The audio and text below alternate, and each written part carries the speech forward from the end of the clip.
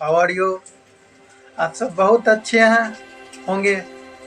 तो मैं एक नया टॉपिक लेके आज आ गया हूँ। द यूनिवर्स आवर अर्थ के बारे में आज मैं रोचक जानकारी दूंगा।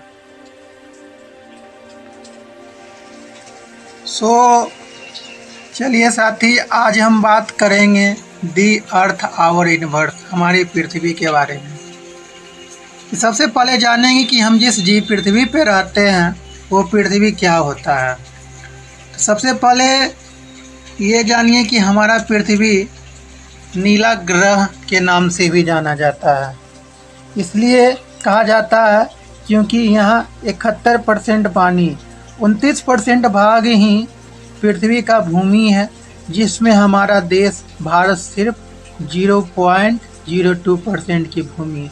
जानिए फ्रेंड्स, मेरे भाई, जीवन के लिए अनुकूल परिस्थिति संभव केवल पृथ्वी पर ही पाई जाती है। पृथ्वी न तो अधिक गर्म है और न ही अधिक ठंडी है। यहाँ पानी का एक वायु उपस्थित है जो हमारे जीवन के लिए आवश्यक। वायु में जीवन के लिए आवश्यक गैसें जैसे ऑक्सीजन मौजूद है। इन्हीं कारणों से पृथ्वी सौरमंडल का सबसे अद्भुत ग्रह है।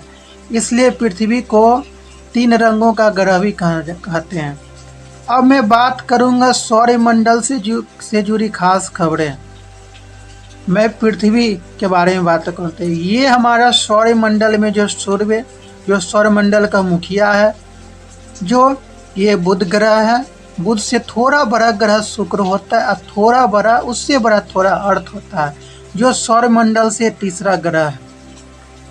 अब मैं बात करता हूँ सौरमंडल से औसत दूरी लगभग 15,000 किलोमीटर है। ध्यान रखिएगा मेरे साथियों। और पृथ्वी का भूमध्य रेखीय व्यास 12,756 किलोमीटर है। घनत्व की बात करें 5.52 ग्राम सेंटीमीटर क्यूब है। घूर्णन समय की बात करें लगभग 24 घंटे, यानी कि डेसिमल में इतना 23.9 घंटे हैं। सूर्य की परिभ्रमण काल की बात करते हैं। सूर्य की परिभ्रमण काल की बात करें, यानी कि पृथ्वी को पूरे सौरमंडल परिक्रमा करने की हम बात करते हैं तो 365 दिन 5 घंटे 48 मिनट 45 सेकेंड लगता है। अब प्राकृतिक उपग्रह की बात करें तो सूर्य से दूरी के हिसाब से यह तीसरा ग्रह है। सूर्य की दूरी के हिसाब से यह तीसरा ग्रह है। आकार में 5वां ग्रह है। आकार में क्या है? ये 5वां सबसे बड़ा ग्रह है, क्योंकि यह ध्रुव के पास थोड़ी चपटी होती है। पृथ्वी जो उत्तरी ध्रुव में है, जो थोड़ा सा चपटी है।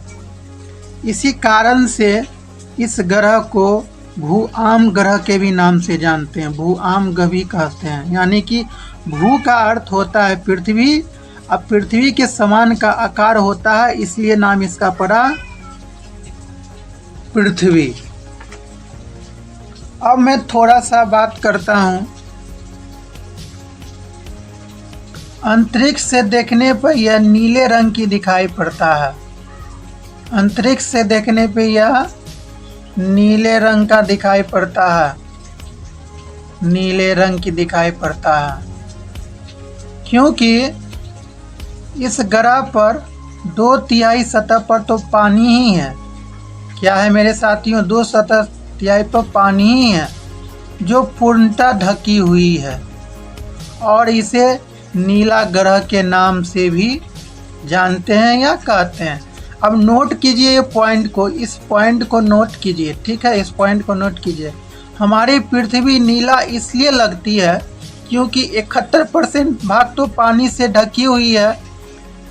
सागरों और महासागरों का पहचान भी है कि हमारे पृथ्वी पे 71% पानी इसलिए लगता है कि सागर और महासागरों का पहचान है। हमारी पृथ्वी सफ़ेद इसलिए दिखाई देती है कि हमारे आकाश में बादल बनने का भी प्रमाण है। हमारी पृथ्वी हरी भी दिखाई पड़ती है क्योंकि यहाँ वनस्पति की पहचान है। सूर्य के चारों ओर एक इच्छित कक्ष में पृथ्वी की गति को परिभ्रमण कहते हैं। यानी कि सूर्य जो सौरमंडल की जो परिक्रमा करता है, सूर्य के जो कक्ष में रहता है उसी को सौरमंडल करते हैं। अब पृथ्वी से जाने कुछ रोचक जानकारी जो मैंने बनाया है। अब देखिए ये घूर्णन और परिभ्रमण क्या होता है। घूर्णन जो है समय काल को कहते हैं। घूर्णन क्या कहते हैं? घूर्णन समय काल को कहते हैं। यानी पृथ्वी की दिन कहा जाता है। घूर्णन को पृथ्वी का दिन कहा जाता है। ये जो काला भाग जो है ये मैंने इसे अप्रकाशित भाग कहते हैं, और जो ये मैंने व्हाइट कलर का जो है ये प्रकाशित भाग है। कक्षीय समतल भाग जो है 66.5 डिग्री का कोण बनाता है। ठीक है, अब घूर्णन की बात करते हैं। घूर्णन, पृथ्वी अपने कक्ष पर घूमना ही घूर्णन कहलाता है। अक्ष की बात करें, पृथ्वी का अक्ष एक काल्पनिक रेखा है। पृथ्वी का अक्ष क्या है? एक काल्पनिक रेखा है। इसे कक्षीय सतह भी कहते हैं, जो 66 डिग्री के कोण बनाता है। जो मैंने यहाँ पे कोण ऑलरेडी पृथ्वी के मानचित्र में बना डाला है 66 डिग्री का, जो इसे कक्षीय कोण भी बनाती है। वह समतल कक्ष जो कक्ष के भाग द्वारा बनाया जाए उसे कक्षीय समतल भी कहते हैं। इसलिए एक समय तो में सिर्फ आधे भाग पर ही सूर्य की रोशनी प्राप्त होती है और सूर्य की ओर ही लगती है, और समय काल को ही पृथ्वी की दैनिक गति भी कहते हैं, जो मैंने पहले भी बताया है। अब मैं बात करता हूँ परिभ्रमण की। ये जो देख रहे हैं सूर्य जो है ना, ये सूर्य, ये पृथ्वी जो हमारा सौरमंडल से तीसरा ग्रह है। सौरमंडल से क्या है? तीसरा ग्रह है। अब परिभ्रमण के, सूर्य के चारों ओर एक स्थिर कक्ष में पृथ्वी की गति को परिभ्रमण कहते हैं।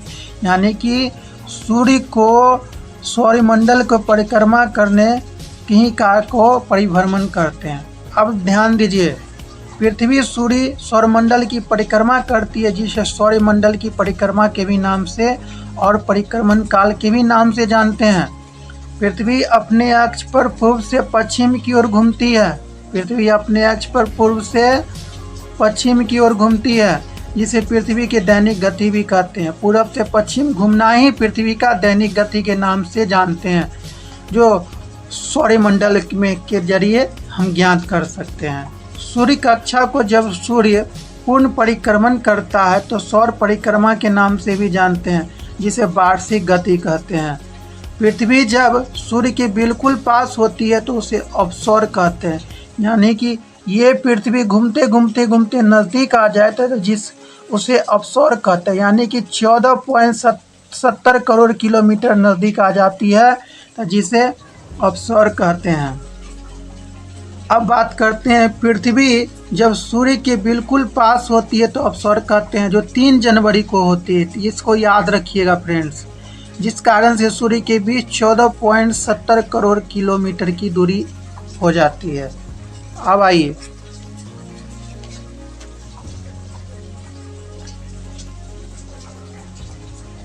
जब पृथ्वी सूर्य से अधिकतम दूरी पर होती है तो यह अपसौर यानी एपीहेलन के नाम से भी जानते हैं, एपीहेलन भी कहते हैं। यह घटना 4 जुलाई को होती है। यह घटना 4 जुलाई की होती है। इस स्थिति में पृथ्वी सूर्य के काफ़ी दूर हो जाती है, जो 15.21 करोड़ किलोमीटर जो हो जाती है।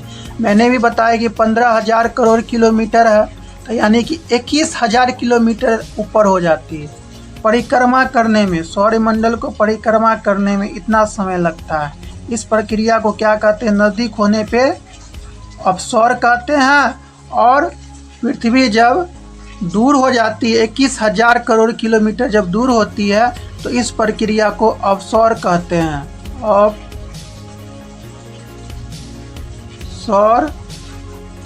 कहते हैं, जिसे एपीहेलन के नाम से जानते हैं। यह घटना कब होती है? 4 जुलाई को। अगर यह वीडियो आप सभी को अच्छा लगा हो तो आप सब इसे लाइक करें, सब्सक्राइब करें और अपने फ्रेंड में शेयर कीजिए।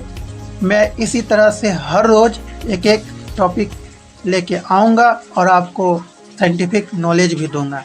So thank you very much, like and subscribe all dears.